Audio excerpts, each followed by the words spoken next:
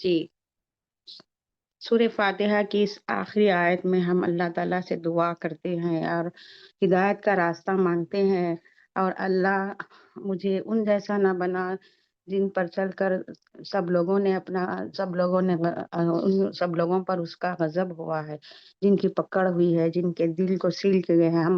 ہدایت کا راستہ مانگتے ہیں، اے اللہ ہمیں ہمارے دلوں کو سخت ہونے سے بچا، اے اللہ ان لوگوں میں نہ شمار فرما جو گمراہ ہوئے ہیں، اللہ ہم سب کی حفاظت فرما،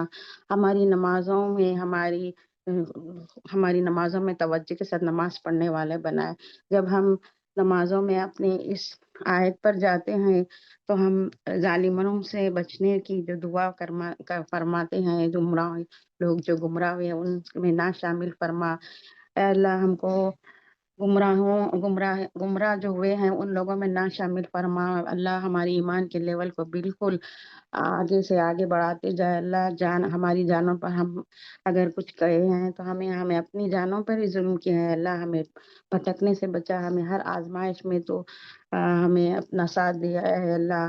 ہم یہ دعا کرتے ہیں سورہ فاتحہ میں، اور اخلاص سے نماز پڑھنے والے بنائے، ہماری نمازوں میں خوش اور خنوع عطا فرمائے۔ اے اللہ ہمیں ہمیشہ اپنی دنیا کی فکر کو چھوڑ کر آخرت کی فکر کرنے والا بنائے، اور توبہ اور استغفار کرتے ہوئے ہم اللہ سے رجوع ہوتے ہیں۔ اے اللہ ہماری گناہوں پر ہمیں اللہ تعالیٰ معاف فرماتا ہے اور ہمیں توبہ کی مہلت دیتا ہے، موقع دیتا ہے۔ بہت سارے لوگ ایسے بھی ہیں جنہیں توبہ نصیب نہیں ہوتی، ہم اللہ کا اس کا شکر ادا کریں کہ ہمیں اللہ تعالیٰ نے موقع دیا ہے توبہ کا، تو ہم ہماری گناہوں پہ ہم شرمندہ ہوئے اور جو سو توبہ کریں اور اللہ سے رجوع ہوئیں، اور ہم ہمیشہ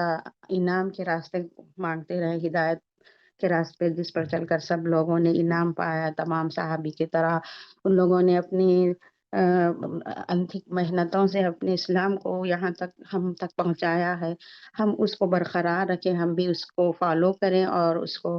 آگے لوگوں تک بھی پہنچانے میں ہمارے اللہ تعالیٰ مدد فرمائے۔ اب اس کے بعد ہم جب رکوع میں جاتے ہیں ہمیں سبحان ربی العظیم کہتے ہیں، تو سبحان یعنی پاک ہے اللہ تعالیٰ کی بیانی، اللہ تعالیٰ کی برائی بیان کرتے ہیں، اس کی پاکی بیان کرتے ہیں، اللہ ہر چیز سے ہر نقص سے پاک ہے،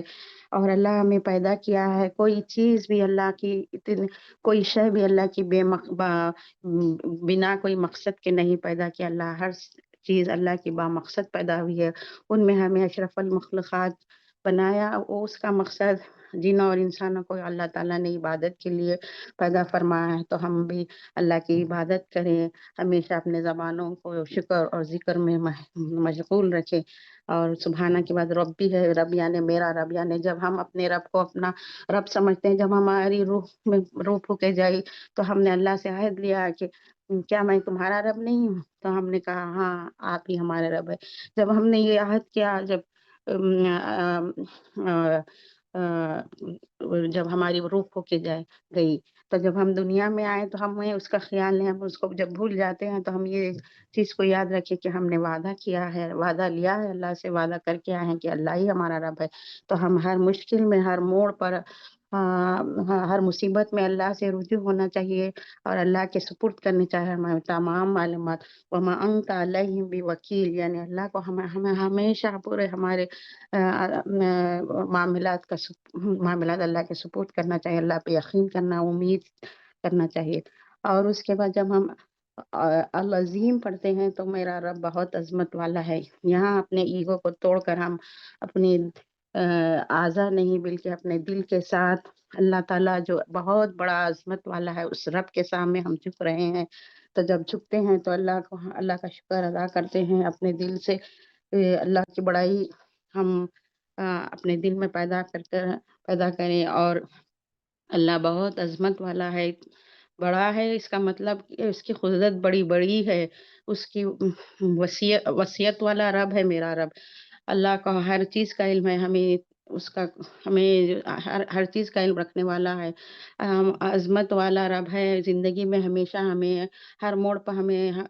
ساتھ دیتا ہے اللہ تعالیٰ۔ ہم چاہے ہم اللہ کو یاد کریں یا نہ کریں پھر بھی ہمیں رزق پہنچاتا ہے، ہماری صحت کو صحت دیتا ہے، ہمیں پانی برساتا ہے، سورج کی روشنی دیتا ہے، تو ہم اس سے غافل بھی رہے تو اللہ تعالیٰ ہمیں کھلاتا ہے پلاتا ہے، تو کیسا عظمت والا رب ہے۔ ہم مطلب کہ کوئی برابر ہی نہیں کرتے اس کی، کوئی برابر اس کا شریک ہی نہیں ہے۔ اب جیسا کہ ہم کوئی وقت ہمارے رشتہ دار ہمیں اکیلا چھوڑ دیتے ہیں، کئی وقت ہمارے رشتہ دار ہم سے منہ موڑ لیتے ہیں، لیکن اللہ وہ ہے جو ہمیں ٹوٹتے وقت، ہمیں بکھرتے وقت ہمیں اپنی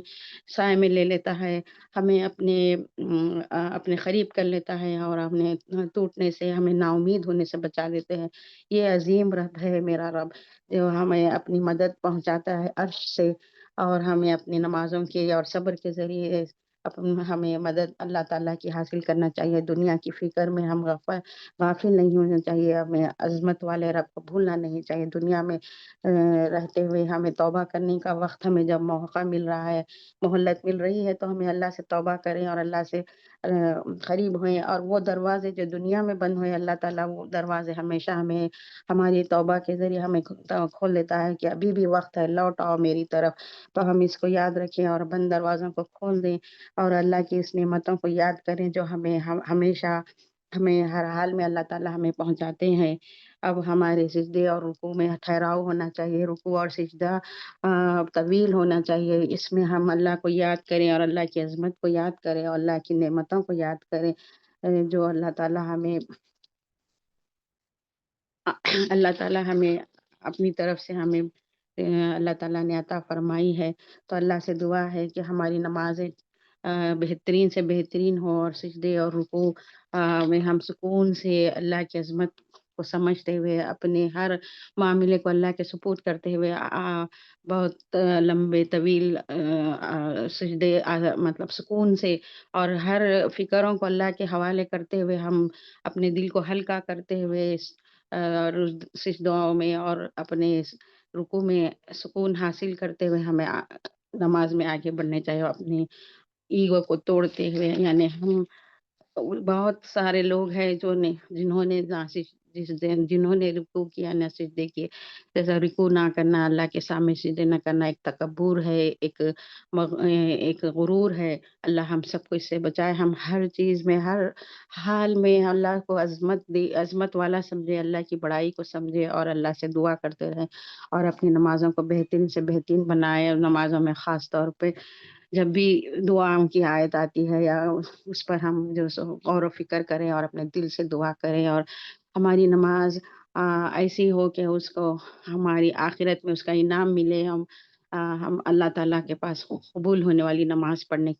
اللہ تعالیٰ ہم سب کو اس کی توفیق عطا فرمائے، سب کی نمازیں قبول ہو اللہ تعالیٰ، جب ہمارے نمازوں کا حساب ہو تو ہم شرمندہ نہ ہوں، بلکہ ہمیں اس پر انعام ملے۔ اللہ سے یہی دعا ہے، اللہ تعالیٰ ہم سب کی اس راستے میں مدد فرمائے، بہت سارا ہم پر جو سو اللہ کا اللہ کی طرف سے ہم سب پر اللہ کی طرف سے